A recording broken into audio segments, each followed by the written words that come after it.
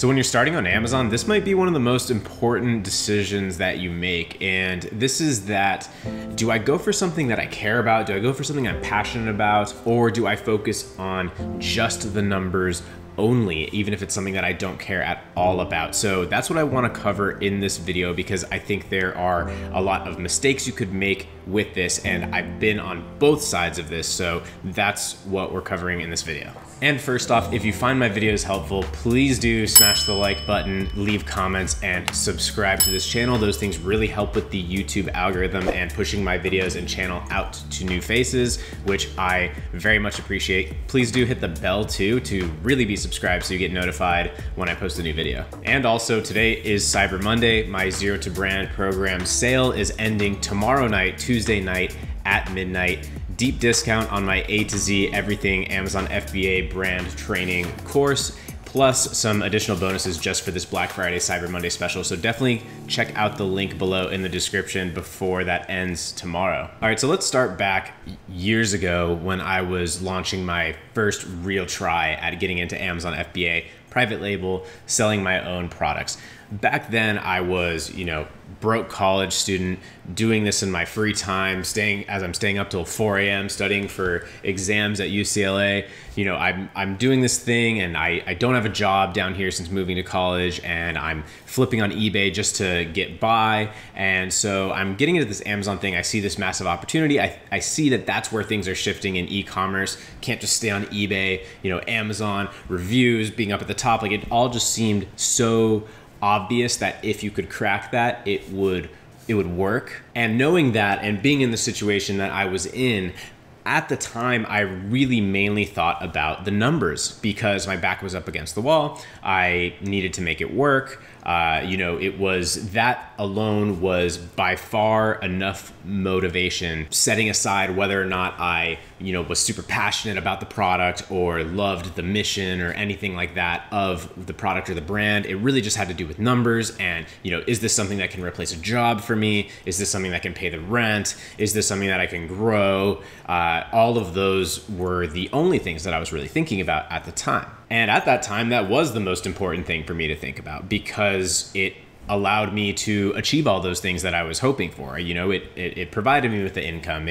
I didn't have to get a job. It kept me going. And it was enough motivation at the time, just the fact that the numbers made sense. It was enough to push me to keep working on it and keep it going. But then you do get to a point, or at least I did, where that changed. And, now I was coasting along and things were going well. My back wasn't as much against the wall. And you find yourself, or I definitely found myself, being more burnt out on the products and the brands that I cared least about personally. And I found it more and more exciting to focus and work on projects that just excited me, projects that I just wanted to think about or work on regardless of the outcome. And that thought alone probably triggered a few of you, and it should, because you can absolutely swing way too far on that side of the spectrum also. And then if you're only thinking about passion, you're only thinking about what you care about, and you're blind to the numbers, that is almost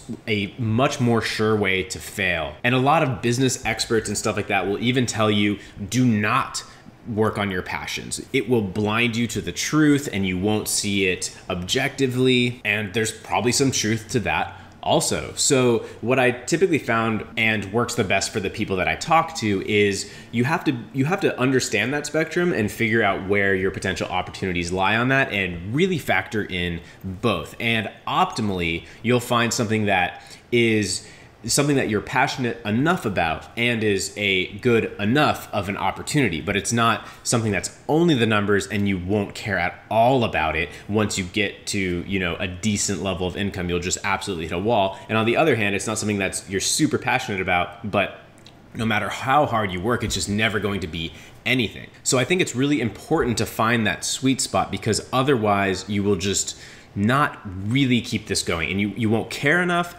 but you also won't get the returns if there's no actual reward for your passion. So you really have to have some of both. And it also dramatically depends on your personal life situation, financial situation. And this is something that I've learned from my mistakes, and it only becomes clearer and clearer as I move forward in entrepreneurship and whatever it is that I'm working on. And that is that you have to care about what you're doing. It's almost the only thing that matters in a way. I mean, this is how you're spending your time. This is what you're working on. This is your life we're talking about. This is the thing that you are doing. This is what's your creative output in the world. This is how you're living your life, is this through this project. So it's almost disrespectful to yourself to just think of yourself as this number slave who's only going to pay attention to only the numbers and nothing else.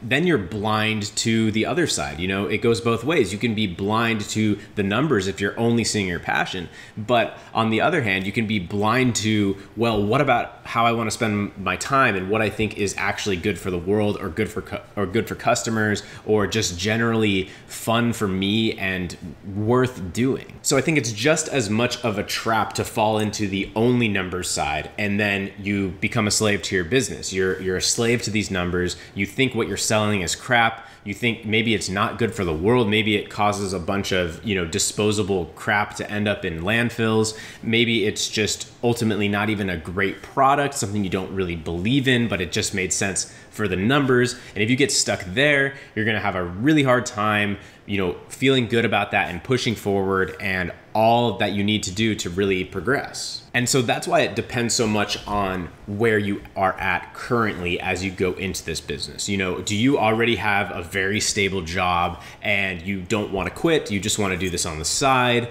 and you're already, living pretty decently? Then if you go into something only for the numbers, I think you're kind of crazy. I don't understand that.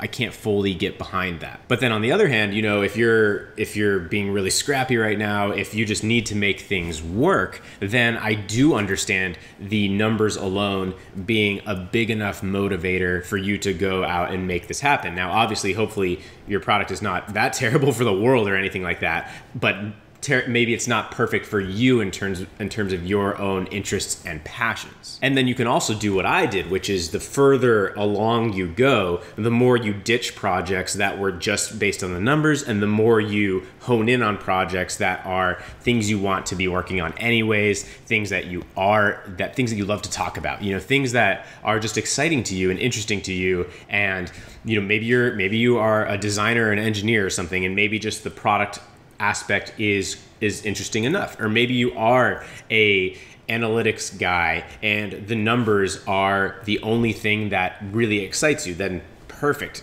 chase the numbers, chase the analytics. But I think for most of us, if we're not working on a project that we care about, it's kind of like, what's the point? It's only for money. It becomes like a job. You're tied into it. You can't really give it up because now this is what you've built and you're working on things that you don't even want to be doing. It sounds a lot like a job, doesn't it? You're doing all this stuff that you don't want to be doing. And isn't the whole point of entrepreneurship to start doing things that you do want to be doing? And I think this is something that you have to think about. I think that especially in spaces like Amazon FBA, you just get so much, you can look through blinders at this situation and only think about it in certain ways because you watch a bunch of videos about how to do product research and you watch a bunch of videos about, shipping and logistics and PPC and all of this stuff. And you kind of forget that, we're just living and, we have to think about how we want to spend our time in these other sort of aspects of life and quality of your life and,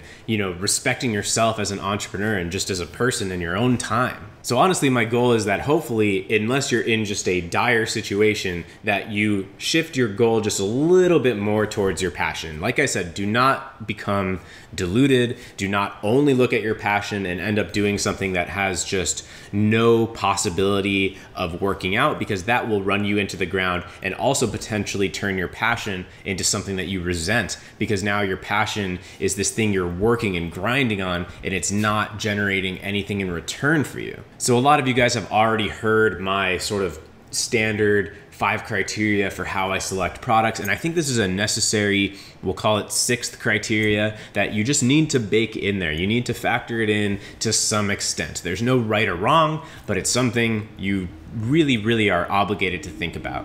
And if this got you thinking differently about your Amazon business, please do let me know in the comments. I would love to hear what you thought, and if this did change your perspective at all. Smash the like button and subscribe to this channel. And also, The Cyber Monday sale for my Zero to Brand program does end tomorrow night. That's Tuesday, December 3rd, right after Cyber Monday at midnight sharp. There's a solid discount plus some added bonuses that I've never threw in before just for this time period. So if you are looking for the step-by-step guidance, everything in one place, then you're definitely gonna wanna check that out now. And if it's not for you, then it's not for you. You know, no pressure. I'm never trying to force it down people's throats, but for the people that are looking for that type of guidance, that's there. Now would definitely be a very good time for you to consider that. And if you're watching this well into the future, it's still a very good time to consider that, because otherwise you're just gonna be kicking the ball down the road and not really getting started, and the opportunity of cost of that is far worse. So again, hope you enjoyed this video. Thank you so much for watching. Don't forget to smash that like button and turn on the bell on this channel so you get notified when I post new videos. And you can also follow me on Instagram at Matt Loberstein, and see you soon.